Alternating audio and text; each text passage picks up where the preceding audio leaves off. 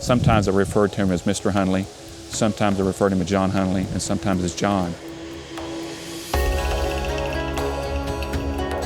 You think about those three different words. Mr. Hundley, because I looked at him as a mentor. John Hundley, as that associate we worked with every day. And then John, as a friend. And not too many people get to experience that you see somebody in three different segments of their life, and to be able to look at that in that way. And that's the way I see him. We're privileged by the land and by the soil, and our main thing is to take care of the land and the soil for future generations, to be generational farmer. John is a generational farmer. I'm a generational farmer. And I think that that's very important because we really care about this. It's our land, it's our water, it's, God's gift, and it's just very important for us. There's an old saying that goes, imitation is the greatest form of flattery. There's a lot of us been imitating John Hundley for a long time. John L. Hundley was born in West Palm Beach in 1944. Shortly after, he moved with his family to Pahokee, where John would spend much of his time working on the family farm with his father. I always went with him every time I could, and anything that he would allow me to do. I was probably driving tractors and equipment by today's standards way too young when it wasn't safe. There was not all of the cabs and everything, and no seat belts, nothing. But anyway, I survived, and I loved it, and every chance, in the summer it was really slow, not a lot to do, but during the season, every chance I got out of school, weekends or whatever, I took every opportunity to work on the farm. John attended middle school and high school in Pahokee before heading off to the University of Florida in 1962. There he studied business management, co-majoring in agricultural economics, with a minor in finance. Before graduating, John married his childhood sweetheart, Patsy Keene. He graduated in 1965 and immediately went to work for his father and two partners. I was there at the shop one day, and my dad drove up, and he says, "I need to talk to you." I said, "Okay." So we went inside the barn. He says, "I just want you to know when this crop ends, I'm done." "Oh, well, you're going to go play golf or what?" He said, "No, I'm done farming. I'm going to retire." I said, "Oh my, what am I going to do?" He says, "Well, I'm going to give you my third of the equipment," which was worth about $25,000, all old equipment, "and then the rest is up to you." John went on to farm with one of his father's partners for 1 year, and then in June of 1969, Patsy and John formed Hundley Farms Incorporated. They began by growing sweet corn and radishes on 400 acres of rented property. After one fall planting, a horrible freeze wiped out their entire crop, with 400 crates worth of sweet corn being poured down a ditch bank. Undeterred, the Hundleys replanted and harvested, paid their bills, and came out without any debts. And I think I'd made $2,500 for a year's work. And, and I look back on that, and it sounds nuts, but I've always been thankful that it started that way. That way it always makes you know that things can go wrong. You can have problems, no fault of your own. And so it makes you be a little cautious as you move forward. So it was a horrible start, but a good start. So it was good and bad.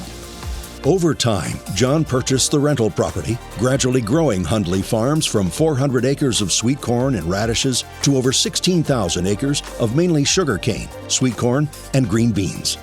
Today, Hundley Farms grows more than 18 different commodities in Florida and Georgia. While they have farms from Loxahatchee to Bainbridge, Georgia, and cattle ranches in Central Florida, their biggest operation is located where it all began, the family farm in Pahokee. It's here in the Everglades agricultural area that John raises his most valuable asset, his family. 3 generations of Hundleys, including his son, John S. Hundley, daughter Krista, son-in-law Eric Hopkins, and grandson Cooper are actively farming together. Patsy was always his partner, but bringing in John Scott and Eric and working together with them, which we also work with them, it's been probably his greatest success of getting everybody here and working together. And he's got a great group of people all around him. Sit back and watch my kids and grandkids carry on the tradition and be successful. I mean, that's probably would mean more to me than anything. Somebody said to me that he's the best corn farmer. All I can tell you is by 6-month process, John and I were partners in the corn business. We've been partners for over 32 years now. We've harvested over 4,000 acres of corn, and we're partners in a lot of other ways too, in a lot of other businesses. It's funny, when I talked to my brother Alfie, I said we're going to go into the corn business with John Hundley. He looked at me and goes, we've only lost money in corn. I said, well, we're going to have money. He goes, we're going to do well with John. And he said, well, you know, he's a young guy like you, maybe he can do it. I think we're both older now. John's life has always been about Florida agriculture.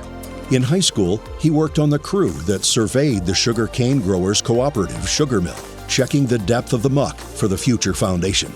Today, John serves on the board of the Sugar Cane Growers Cooperative, a position he's held for over 35 years. When I got on that board, I was just a young kid compared to everybody else. Almost everybody else on the board was there when it was founded, you know, in the early 60s, 59, around then. I was by far the youngest guy. Now, I'm the longest tenured and the oldest. I'm still there.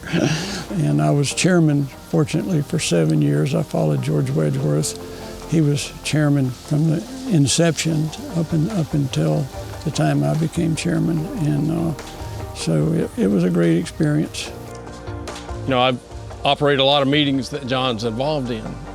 And the sweet corn meetings, I was chairman of the Sweet Corn Growers Association. And anytime we were stuck or people were at odds with one another, I could always call on John because everybody knew John would say what was best for the whole, not what was best for Hundley Farms, but I could always count on him. And whenever he spoke, there was no chatter in the room. Everybody would listen. This was a 1956 model. My dad and his partners at the time bought used, and it was a 51, 52 model. I never got to drive this one. My dad put me on the old model. He put his good full-time tractor driver on it. He didn't play any favorites. It didn't matter. So anyway, we better get in and get talking business here. Let's do it. Thanks for telling me about it. Okay. I've been hearing about this thing for a long time. John also serves on the board of the Florida Sugar and Molasses Exchange and Pioneer Growers Cooperative. He has also spent time on the boards of the Florida Fruit and Vegetable Associate, Tellus Products, and the South Florida Water Management District Governing Board. His time on the Farm Credit Board spanned 20 years, including one of the rougher times for agriculture, the 1980s. Here in Florida, all of us face the challenge, environmental challenges, water issues, governmental issues, labor issues. It just goes on. I don't think people have the appreciation for agriculture.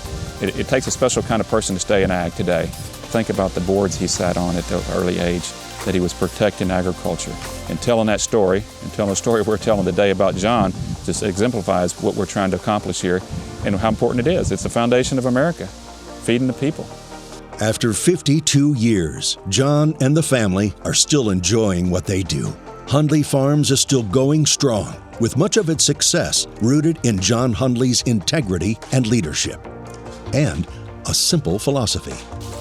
Work hard, be honest, and be fair. And I would sort of sum it up that way. So my partner and I, who was John's best friend, was going to go up and visit him at his Georgia operations. And this is, I don't know, it's 25, 30 years ago. And I just figured John was going to be in this big grandiose office because he was John Hundley, Well, I got there and I walked in the office and the salesperson said, well, John's over there sweeping the floor in the packing house. That's what he does every day at this time. So that's where you'll find him, sweeping the floor. That's leadership right there. John is a handshake deal kind of guy. I think for several years we ran, without even a real written down deal. Obviously, lawyers can get involved. Obviously, we have agreements and everything. But John is, if you do a handshake with John, you can take that to the bank, and that's a great person to do business with.